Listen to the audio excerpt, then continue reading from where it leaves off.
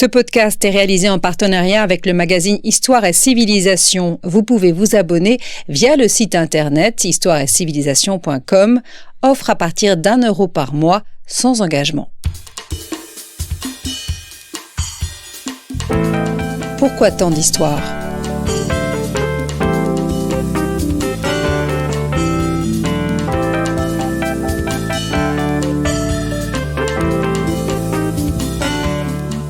On retrouve Christophe Dickès.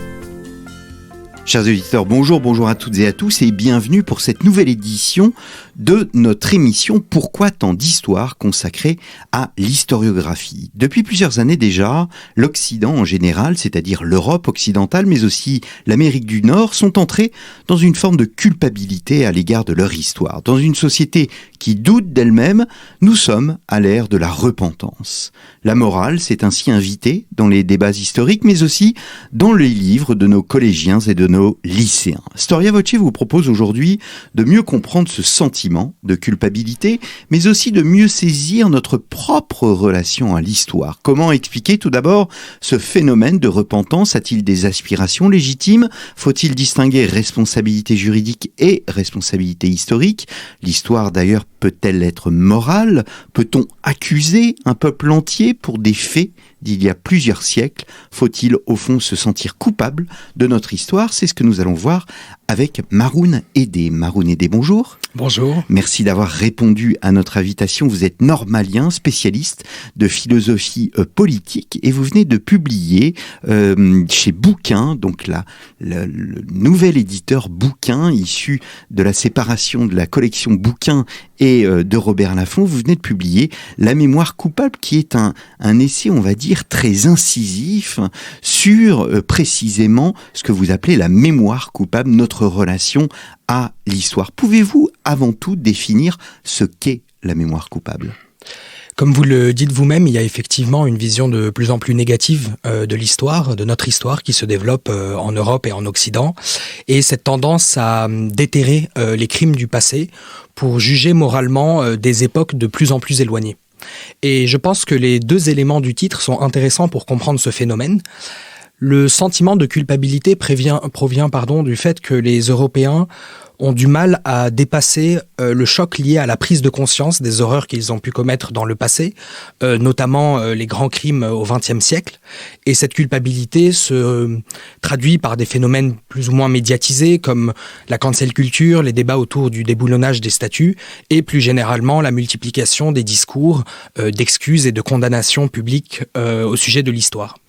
Je parle également dans le titre de mémoire et non d'histoire, parce qu'il y a un second phénomène qui est le fait que la mémoire détrône progressivement l'histoire comme mode d'appréhension du passé, avec ce qu'Annette Wieworka pouvait appeler l'ère du témoin, c'est-à-dire qu'on donne de plus en plus de poids au vécu subjectif des événements, au ressenti des uns et des autres et à l'indignation et au jugement lapidaire qui prennent le pas sur les explications de l'expert et de l'historien. Et donc le livre interroge sur les racines de ce mouvement, cherche à savoir d'où il vient, où il va et comment est-ce qu'on peut en sortir et sortir de ces dérives. Vous voyez un triple processus, une simplification factuelle, un objectif clairement moral, mais au-delà d'un objectif moral, aussi un objectif judiciaire. Je parle effectivement d'un triple processus parce que on voit dans la façon dont l'histoire est jugée, je prends par exemple l'esclavage, il y a un processus de simplification où l'esclavage a existé en Europe du 15e au 18e siècle. Même avant. Même avant d'ailleurs. Et on simplifie l'histoire en disant en fait ce sont tous les Européens qui étaient esclavagistes. On juge cela moralement et on finit par ce que disent les Américains vouloir cancel, c'est-à-dire ne plus parler de ces périodes, juger qu'elles ne méritent pas notre attention et qu'il faudrait par exemple arrêter d'étudier les différents philosophes, les penseurs, les différents artistes de ces époques-là parce qu'ils ont participé à des époques considérées comme coupables. Et ça conduit de mon point de vue à un double problème. Le premier est l'anachronisme parce qu'en fait on érige le présent comme tribunal de toutes les époques passées et on juge toutes les époques à l'aune de nos propres valeurs. Évidemment, les époques passées n'avaient pas nos valeurs et en faisant ça, on s'empêche de les comprendre et donc de nous comprendre nous-mêmes. Et il y a également une forme d'hypocrisie, parce qu'on se place par là même comme supérieur à toutes ces époques passées, alors que des phénomènes comme l'esclavage, comme les camps de concentration, même les génocides existent encore de nos jours. Et c'est évidemment beaucoup plus facile de dénoncer les manquements des générations passées plutôt que d'affronter réellement les nôtres. Pourquoi cette culpabilité historique reste avant tout une obsession occidentale ?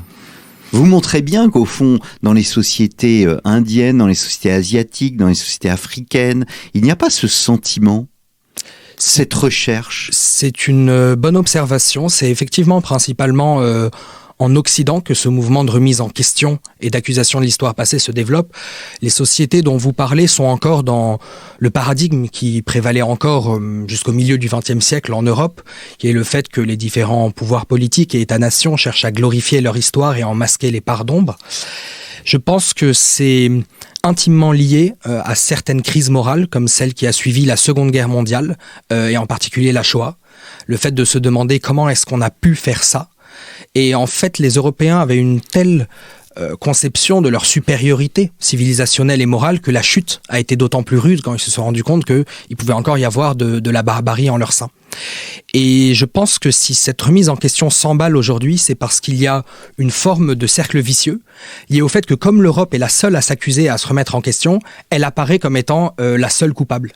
Et elle n'a même plus suffisamment confiance dans l'universalité de ses propres valeurs pour se permettre d'accuser les autres pays ou les autres cultures.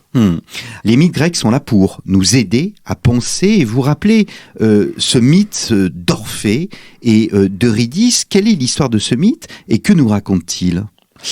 Les mythes sont effectivement très profonds, très féconds, notamment pour la philosophie, parce qu'ils contiennent en eux-mêmes une pensée anthropologique, en fait, qui souvent n'est pas explicite, mais qui peut être source de plusieurs interprétations.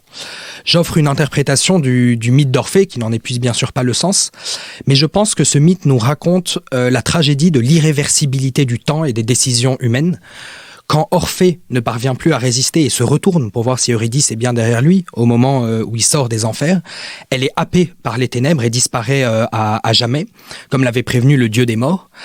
Et ce que ce mythe nous montre, c'est vraiment la tragédie de l'irréversibilité du temps, c'est-à-dire qu'une fois qu'une erreur est commise, il est impossible de revenir en arrière pour changer le cours du temps.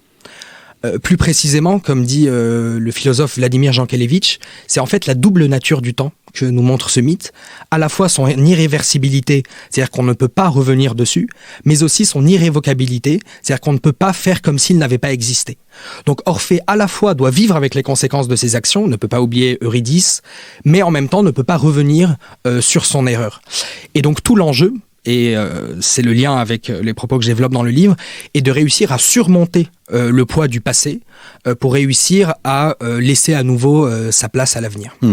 Quelle est l'origine de ce mouvement qui, encore une fois, voit notre histoire sous l'angle de la culpabilité ?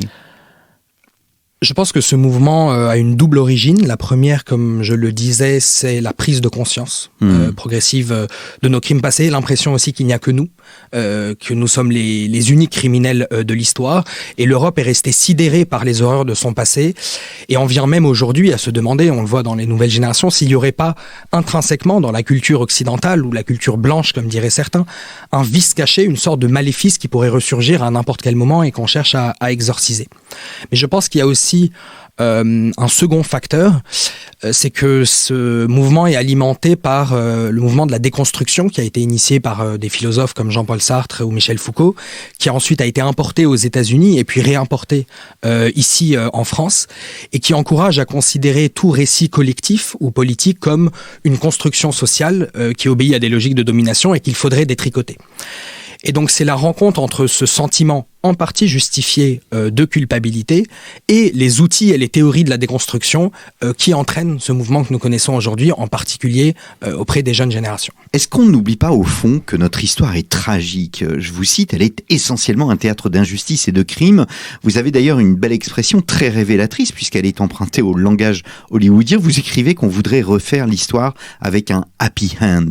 Il existe une quête de pureté, un manichéisme, une volonté de séparer le pur de l'impur ? Je pense qu'il existe effectivement ça aujourd'hui. Il y a un véritable manichéisme dans notre militantisme avec une lecture de plus en plus morale du monde et de la politique et une volonté de désigner, y compris dans le passé, un camp du bien et un camp du mal que l'on pourrait dénoncer avec évidence.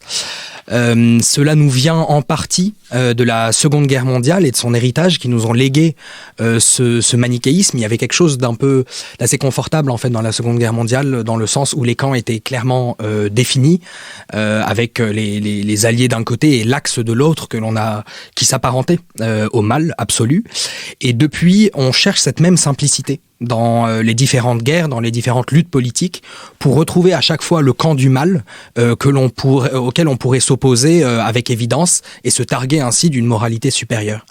Et je pense qu'il y a une seconde cause qui fait que ces discours-là prennent, c'est la rançon de notre longue période de paix européenne. On a génération, les gens d'ailleurs de mon âge, qui n'ont pas réellement connu dans leur chair d'événements historiques, qui n'ont pas connu de guerre et donc qui ont du mal à se représenter la complexité morale que peuvent avoir ces événements et qui sont beaucoup plus prompts au jugement des générations passées, qui ne les connaissent finalement que de façon assez livresque et théorique. Alors ce qu'il y a d'intéressant dans votre livre, qui se situe au carrefour de plusieurs disciplines, à la fois l'histoire, la sociologie, mais vous étudiez aussi les choses d'un point de vue juridique, c'est-à-dire qu'il y a parfois une attente de réparation. Comment peut-on définir la réparation ? La réparation, c'est l'un des principes constitutifs du droit civil. C'est le dédommagement du préjudice par la personne qui a commis le crime, soit par le rétablissement de la situation antérieure, soit par le versement de dommages et intérêts. Ça existe depuis très longtemps, c'est ce qu'Aristote appelait la justice corrective. Et aujourd'hui, on a des groupes qui demandent des réparations pour les crimes de l'histoire, des réparations matérielles comme des restitutions de terres, d'œuvres d'art, ou des réparations symboliques comme des compensations financières, des discours de repentance publique. Et ils s'inspirent directement du modèle de réparation du droit civil. Le problème, c'est que le passage de l'individuel au collectif ne peut pas s'opérer si aisément. Quand on punit un criminel, c'est la même personne qui a commis le crime, donc le lien de responsabilité est facile à établir. Mais qu'est-ce qu'il en est à l'échelle d'un peuple, d'un crime collectif qui plus est un crime du passé. Qu'en est-il dans le cas où la succession des générations a conduit à la disparition des criminels et des victimes ? Est-ce qu'on peut considérer les enfants comme responsables des crimes des parents ? Ce sont toutes les questions que soulèvent ces nouvelles problématiques et que j'aborde dans le livre. Alors, il existe aussi un principe juridique qui est celui de la prescription. Or, vous affirmez que la fin de la prescription nous ferait en quelque sorte sombrer dans le nihilisme. Pourquoi cela ? Il y a en effet un principe juridique assez étonnant au demeurant, mais qui existe dans la majorité des pays, qui est la prescription. Donc le fait qu'à partir d'un certain nombre d'années, le coupable ne peut plus être poursuivi en justice pour son crime. Il y a Paul Ricoeur notamment qui s'intéresse beaucoup à la prescription et qui explique que ce n'est pas véritablement un fondement moral. Bien sûr, le criminel peut avoir changé au cours du temps, mais plutôt un fondement d'utilité sociale qui justifie cette institution, parce que son objectif premier est de maintenir la cohésion sociale. Si on déterre aujourd'hui un crime commis il y a 40 ans pour le réparer, ça nécessiterait de défaire une chaîne si grande de conséquences, de décisions et de choix de vie qui ont été pris en fonction de l'existence de ce crime, que l'on préfère décréter que le temps efface les plaies. Le problème aujourd'hui, c'est qu'on veut rendre tous les crimes du passé imprescriptibles sur le modèle du crime contre l'humanité défini dans le tribunal de Nuremberg.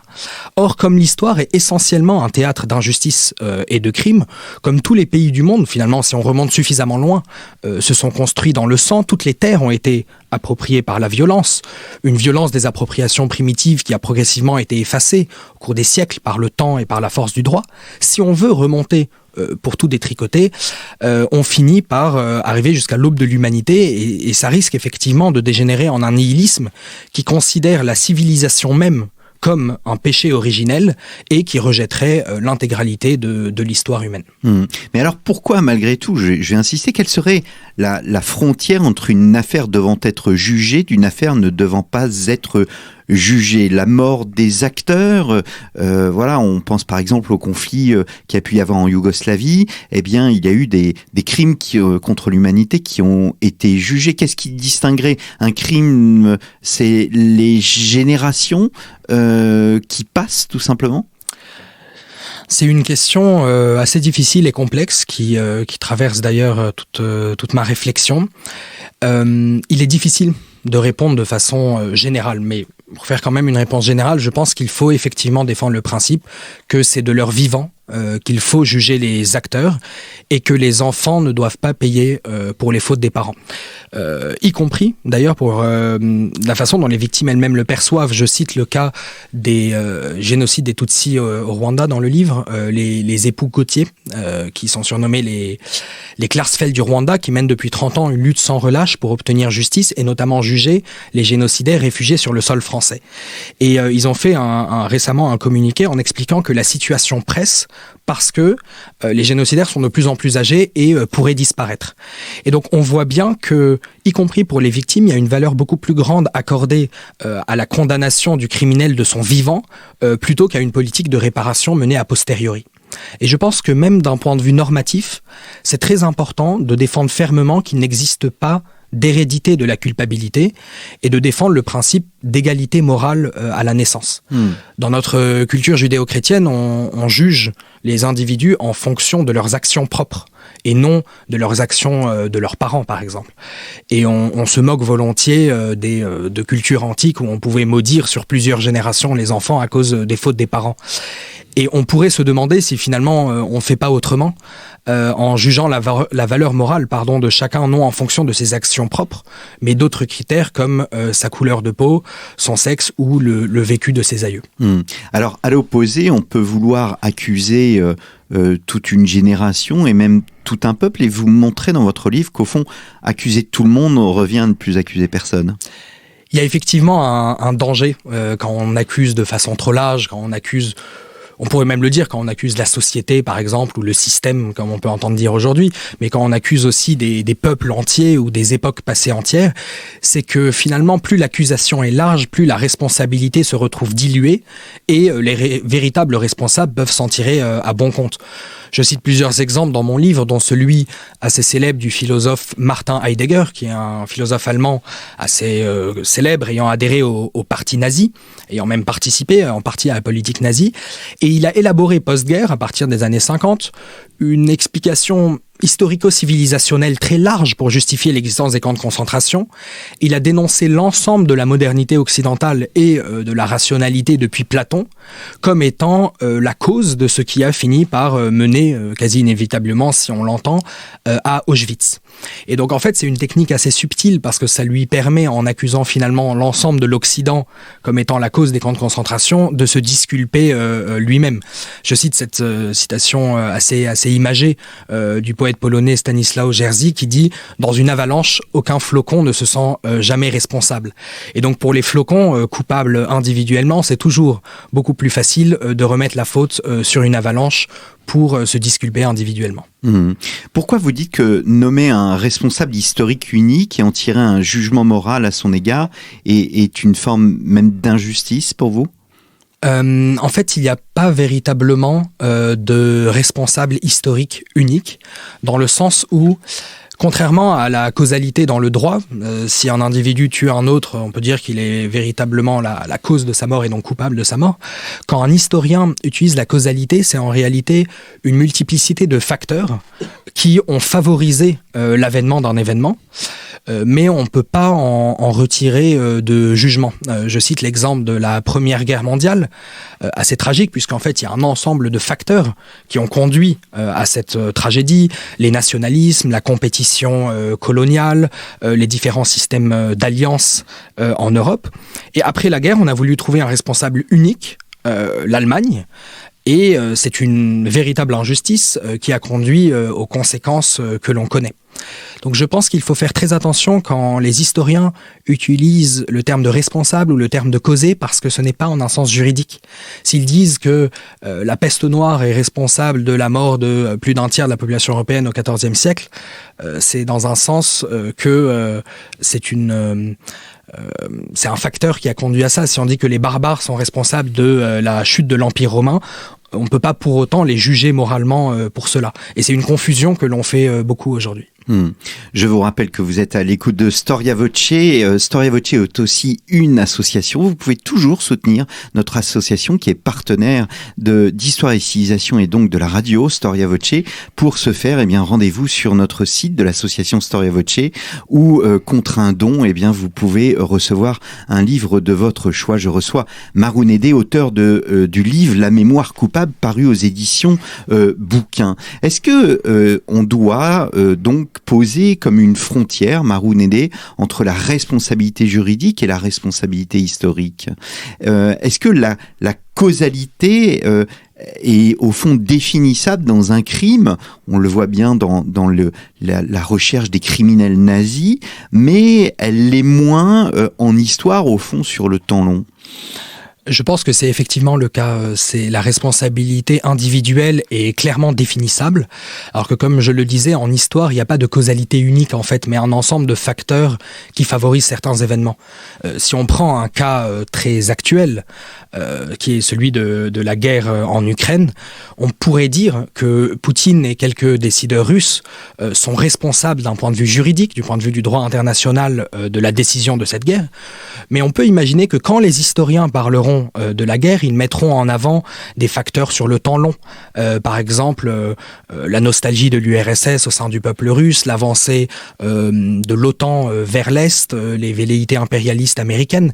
Et donc ce sont des causalités beaucoup plus longues en fait, et qui ne visent pas à déterminer des responsabilités ni juridiques ni morales. Oui, on se souvient même dans l'origine de la Première Guerre mondiale, je me souviens très bien du livre de Pierre Renouvin, qui est un livre absolument incroyable sur les causes qui tente de définir les causes de la Première Guerre mondiale, de la Grande Guerre, et ces causes sont véritablement multiples. Il n'y a pas de cause unique, même si ultimement c'est l'Allemagne qui déclare la guerre à la France. Effectivement, il y a l'Allemagne a déclaré la guerre à la France, mais si on veut même chercher la cause unique, c'est l'assassinat de l'archiduc François Ferdinand par principe le 28 juin 1914. Ce qui nous amène sur la question du mouvement des nationalités qui prend ses racines tout au long du 19e siècle, etc., etc. Effectivement. Alors, la responsabilité historique, je vous cite, est bien plus intéressante et puissante politiquement que la responsabilité juridique. Vous montrez dans votre livre, au fond, que c'est pas tant une question de droit, c'est qu'on se déplace sur un terrain qui est finalement politique, et ce politique s'empare des questions historiques. Avec toute la simplification que cela suscite, au fond. Effectivement, je pense que là, vous mettez le doigt sur quelque chose de très intéressant, c'est que c'est finalement une question politique. Quand je dis que la responsabilité historique est plus intéressante et plus puissante, c'est parce qu'elle permet non pas de condamner quelques individus, mais en fait de condamner des peuples, voire des civilisations entières, ce qui est un instrument politique extrêmement fort. On pourrait reprendre, il y a Karl Jasper qui a écrit en 1946, c'est un philosophe allemand, un ouvrage intéressant qui s'appelle La culpabilité allemande, dans lequel il distingue 4 types de culpabilité. Il y a pour lui la culpabilité criminelle, que moi j'appelle la responsabilité juridique, la culpabilité politique, qui est le fait de participer à un pays qui commet des crimes, la culpabilité morale, qui est le fait de juger moralement ces crimes-là, et enfin la culpabilité métaphysique, qui reviendrait à considérer qu'il y a au fond quelque chose d'intrinsèque à la civilisation, à la culture d'un pays qui conduirait à ces crimes-là. Et on le voit bien dans le cas de l'Allemagne, le déplacement progressif, puisque à Nuremberg, finalement, il s'agissait principalement de juger une culpabilité criminelle pour faire prendre conscience au peuple allemand de leur culpabilité politique, du fait qu'ils ont suivi des dirigeants criminels. Et progressivement, au cours du temps, on s'est déplacé en Allemagne jusqu'aux années 80-90 vers une conception beaucoup plus métaphysique en fait des crimes qu'ils ont commis pendant la Seconde Guerre mondiale, en accusant intrinsèquement la culture allemande comme étant porteuse de l'ensemble de ces crimes. Et donc on voit bien que dans ce cas-là, c'est beaucoup plus difficile pour ceux qui sont accusés d'en sortir, puisqu'on n'accuse pas certaines personnes pour des crimes précis, mais des peuples entiers. Et pour ceux qui accusent, c'est évidemment beaucoup plus puissant. Vous invitez à retrouver le sens de l'histoire. L'histoire s'oppose à la mémoire est sélective. L'histoire se contente d'énumérer et de comprendre les faits. Ce que dit aussi Pierre Nora, l'histoire met l'événement à distance, il le décharge de sa puissance conflictuelle. Effectivement, je cite Pierre Nora et je m'inscris dans sa lignée, parce qu'on voit bien que la mémoire, en fait, est surtout une affaire de famille ou de communauté. Elle maintient les plaies vives, elle insiste sur le vécu subjectif, et finalement, elle transmet une vision partielle et souvent partiale des événements. La mémoire est un récit à la première personne, tandis que l'histoire est un récit à la troisième personne. L'historien va expliquer les événements, il va les mettre à distance et les réinsérer dans le cours de l'histoire, et ainsi permettre d'en enlever une grande partie de la puissance conflictuelle vive. Et dans le cas précis des crimes contre l'humanité, l'historien a d'ailleurs une position assez difficile, notamment quand des historiens ont été invités pour les procès, pour les grands crimes du XXe siècle, parce que comme il a toujours tendance à contextualiser les faits, à les inscrire, comme on l'a dit, dans des temporalités plus longues, ils ont pu subir des accusations de tentatives de disculpation, parce qu'il y a un lien assez proche, en fait une frontière en tout cas proche entre la distanciation et la disculpation, ou entre l'explication et la justification. Et donc l'historien est lui-même sur une ligne de crête sur des sujets aussi sensibles, parce qu'à la fois il veut expliquer, faire son métier, et en même temps il doit faire attention parce que cela peut être perçu par certains comme une forme de justification de ce qui s'est passé. Alors qu'expliquer n'est pas accepté. Évidemment, expliquer est même très différent, et expliquer est même nécessaire pour comprendre et finalement éviter que certains phénomènes ne se reproduisent.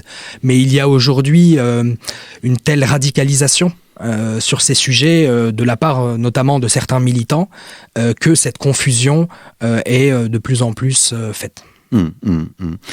Alors, vous regrettez une scission, alors est-ce que c'est un phénomène purement franco-français, vous allez nous le dire, mais vous regrettez une scission entre l'histoire scientifique de plus en plus rigoureuse et le grand public, ce qui pose au fond la question de ce que devrait être une vulgarisation, et j'allais dire une saine vulgarisation.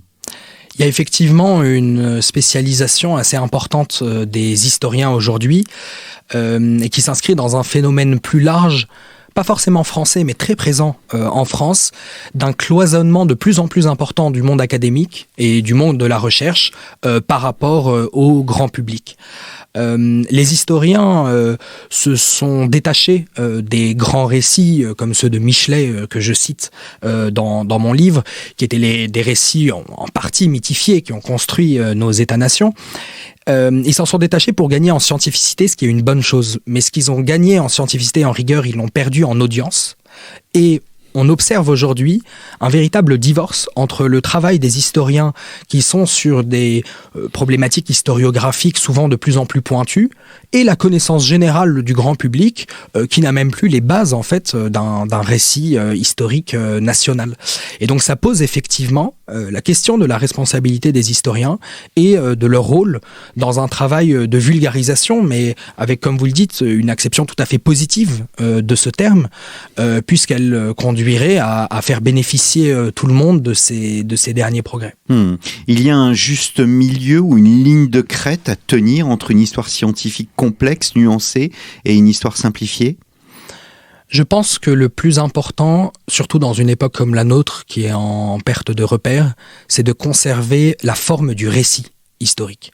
Il y avait... En fait, les historiens ont en quelque sorte divorcé à la fois avec le contenu d'un récit national qu'il rejetait, parce qu'il le percevait comme mythifié, comme occultant des parts d'ombre, mais aussi avec la forme du récit. On le voit très bien dans les programmes scolaires. Aujourd'hui, l'enseignement de l'histoire est complètement éclaté. Ce sont quelques événements, quelques faits éclatés qui sont racontés aux élèves. Il n'y a plus de perception du temps long, il n'y a plus de perception même de la chronologie. Et donc je pense que ce qui est important, c'est d'arriver à inclure ces progrès de l'histoire, mais à réécrire un récit national au moins sur la forme, à la fois pour réintéresser le grand public à l'histoire, mais aussi, et ce qui est très important, pour construire une base civique commune et donner une idée du sens de l'histoire, et pas seulement de débats qui finalement sont beaucoup trop précis pour être bien compris par le grand public, et quand on essaye de les intégrer dans les manuels scolaires, il y a plusieurs exemples, mais c'est souvent assez mal fait, et les gens ne comprennent pas très bien sur quoi est-ce qu'ils portent. Vous citez Jaurès, l'histoire enseigne aux hommes la difficulté des grandes tâches et la lenteur des accomplissements, mais elle justifie l'invincible espoir. On voit dans cette phrase de Jaurès, qui était socialiste, on sent qu'il voit l'histoire comme aussi une suite d'émotions. Mais c'est très difficile de sortir et de vouloir sortir de l'émotion, parce que quand on lit l'histoire, on aime ce qui se construit, on aime les conquêtes, que ça soit, des conquêtes sociales, ou bien on a beaucoup parlé de l'histoire du genre ces dernières années, qui visait à mettre en avant la femme à juste titre. Comment essayer de voir l'histoire non pas comme une suite d'émotions, mais comme une suite de faits à expliquer, avec malgré tout cette volonté d'y mettre un peu d'émotion pour susciter l'intérêt. Donc là, je pense qu'il y a deux choses. La première, vous mettez le doigt sur en fait une critique assez courante que font les militants pour la mémoire contre l'histoire. C'est qu'en distanciant, l'histoire conduit également à vivre les événements de façon moins intime, moins profonde. En fait, elle touche moins. Et donc, il y a toute une façon, effectivement, d'enseigner l'histoire pour conserver le rapport de proximité qu'aurait la mémoire. Moi, j'aime beaucoup cette citation de Jaurès, où il dit que finalement, l'histoire, elle enseigne la lenteur des réalisations humaines, mais justifie l'invincible espoir, parce qu'en fait, il a conscience de la construction qu'a réussi finalement à effectuer l'humanité. On est tout de même passé des cavernes à notre civilisation d'aujourd'hui. Donc il y a un progrès indéniable sur le temps long. Il y a beaucoup d'avancées, de conquêtes sociales, comme vous avez dit, qui sont assez indéniables. Et Jaurès avait tout ça en tête. C'était un passionné d'histoire. C'est même ainsi qu'il percevait son propre engagement. Il était un grand admirateur de la Révolution française. Il la voyait comme le moment où le peuple a acquis ses droits. Il voyait la Troisième République en 1870 comme le moment où le peuple a acquis la propriété, et il percevait sa propre action comme, après les droits politiques et économiques, la possibilité pour le peuple d'acquérir les droits sociaux. Ce qui est intéressant, c'est qu'on voit bien qu'il inscrit sa lutte dans le mouvement de l'histoire, et il tire profit de l'histoire, pour trouver un sens pour sa propre action.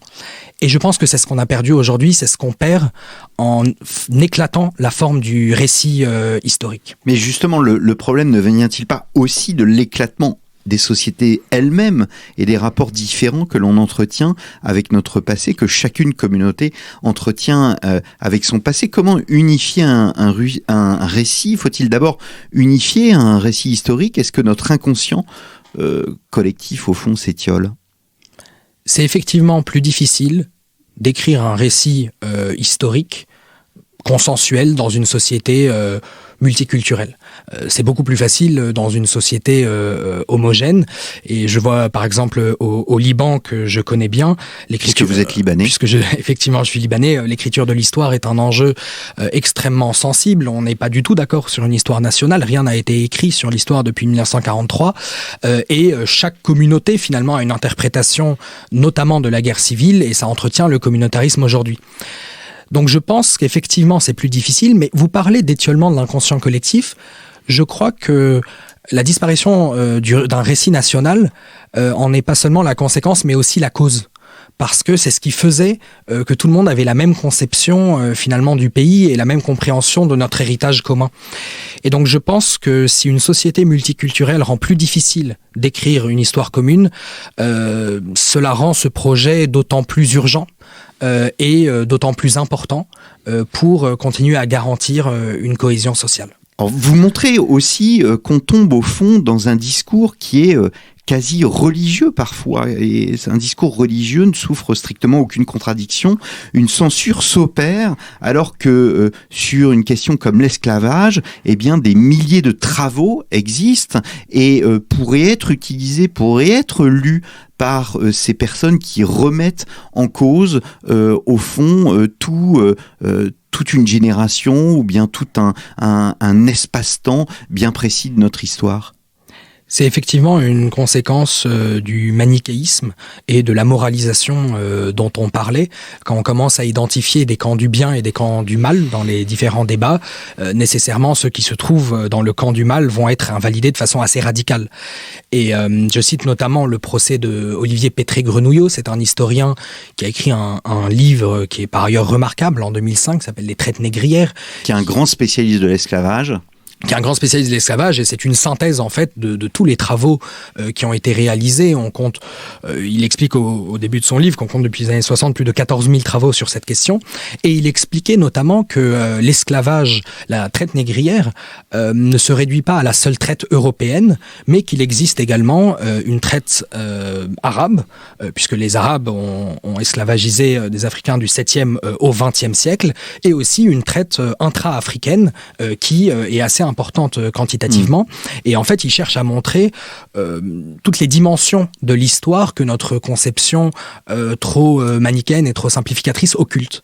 Et donc, il a été traîné en justice par le collectif des Antillais, Guyanais et Réunionnais au nom de la loi Taubira de 2001 qui pénalise le révisionnisme au sujet de l'esclavage. Et c'est un exemple très intéressant, puisque comme on disait ici, c'est un historien qui finalement faisait son métier d'historien et qui pour cela a été accusé de révisionnisme parce qu'il contredit la version que veulent certains militants mémoriels. Pour reprendre les mots d'Henri Rousseau, finalement, le principal crime de Pétré-Grenouillot était d'opposer le mur des faits à ceux qui sont incapables d'admettre la complexité du passé. Henri Rousseau, ayant travaillé sur Vichy, un excellent livre, je crois, avec Éric Conan, Vichy, un passé qui ne passe pas. Effectivement, c'est un livre très intéressant parce que c'est écrit en 1994, donc 50 ans après les événements, où il montre que finalement on continue, alors même que tout finalement avait été dit sur la collaboration sur Vichy, on continue à dénoncer de façon répétitive et on bascule dans une forme d'obsession. Et il conclut avec cette belle phrase en disant qu'à ce stade, l'enjeu n'est plus de dénoncer ni de feindre de dévoiler les secrets, mais de comprendre et d'accepter. Alors il y a une chose très importante, Marounédé, c'est que vous ne tenez pas évidemment à ce qu'on mette des mouchoirs sur des pages de notre histoire qui ne seraient pas glorieuses, et j'allais dire qu'entre le silence sur ces moments et une mémoire surjouée, vous appelez à trouver une forme d'équilibre. Je pense que l'obsession mémorielle comme l'oubli forcé sont finalement les deux faces d'une même médaille parce qu'ils conduisent au même phénomène de communautarisme et de perpétuation du ressentiment entre les groupes. La thèse que je défends dans le livre, c'est que le plus important, c'est la reconnaissance. Il faut reconnaître les crimes du passé, ce qui est quelque chose d'essentiel puisque ça permet aux victimes de retrouver leur place dans la société. On le voit très bien avec les rescapés des camps de la Shoah. Quand ils sont revenus en France, ils se sont confrontés à un pays qui ne voulait pas entendre leurs histoires et leurs souffrances parce que cela contredisait le récit mythifié notamment du général de Gaulle et des communistes. Et par exemple, dès 1947, au Veldiv, il y a déjà les courses hippiques qui avaient repris sans aucune considération pour ce qui s'y était passé il y a 5 ans. Donc ça a été très difficile pour les victimes et progressivement, elles ont eu droit à un processus de reconnaissance qui leur a permis de se reconstruire. La véritable question aujourd'hui, c'est au-delà de la reconnaissance, pourquoi est-ce qu'on bascule dans l'obsession ? Si je fais du mal à quelqu'un et que je lui demande pardon et qu'il me pardonne, ça va nous permettre d'ouvrir une nouvelle page de notre histoire interpersonnelle. Est-ce que je vais continuer à lui demander pardon dans une semaine, dans 2 semaines, et ainsi de suite jusqu'à la fin des temps? Quand Emmanuel Macron s'est rendu au Rwanda pour reconnaître la part de responsabilité de la France dans le génocide, c'était une bonne chose. Est-ce que maintenant il faut exiger de lui qu'il y retourne tous les ans? Le président rwandais lui-même a dit que cela ouvrait une nouvelle page de l'histoire et qu'ils vont enfin pouvoir passer à des choses plus importantes à discuter.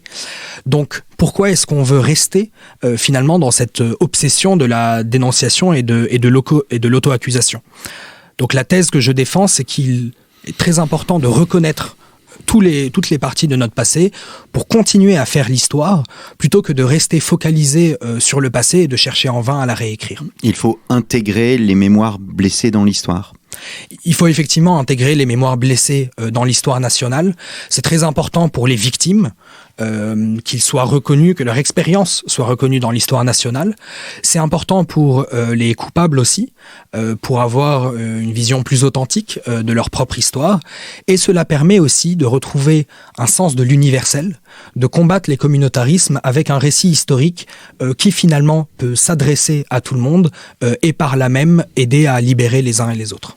Eh bien, merci beaucoup Maroun Edé. Donc, La mémoire coupable, un livre paru chez Bouquin. Il me reste à vous remercier, chers auditeurs, pour votre fidélité à Storia Voce. Nous nous retrouvons la semaine prochaine pour un nouveau numéro, que sais-je, soit des grands entretiens, soit des cours d'histoire. Merci beaucoup. Merci à vous. Et à très bientôt.